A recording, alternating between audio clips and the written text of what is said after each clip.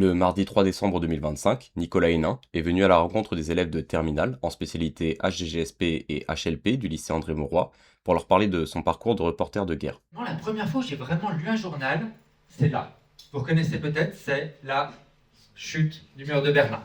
Et je me dis, mais c'est quoi une dictature? Comment ça se fait? Je ne sais pas si certains d'entre vous connaissent un petit peu le Moyen-Orient par de la famille, des voyages personnels, je ne sais pas quoi. Mais c'est un environnement absolument magique que je découvre. Moi, c'est ma première guerre, ma première vraie guerre. Et puis, je me retrouve le 9 avril sur cette place avec le symbole de la chute du régime, la statue de Saddam Hussein qui est renversée. Et c'est là que je vais comprendre le fonctionnement du terrorisme. Vous avez tous sans doute déjà entendu parler de cette phrase: les résistants des uns sont les terroristes des autres, n'est-ce pas? En fait, cette phrase, elle est fondamentalement fausse.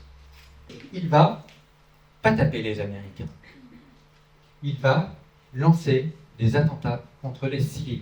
Tous les acteurs terroristes, lorsqu'ils décident de lancer une campagne, ils regardent où est la faille dans la société que je veux frapper. Chaque semaine, probablement au moins 2 attentats à plus de 100 morts et des bilans du terrorisme de l'ordre de 4 à 5 000 morts par mois. Un terroriste cherche la répression. Parce que la répression va le servir. On peut avoir le droit de faire quelque chose sans que ce soit une bonne idée de le faire, notamment lorsqu'il s'agit du recours à la violence. Vous savez ce qu'elle fait la douche quand il y a une voiture piégée pas très loin?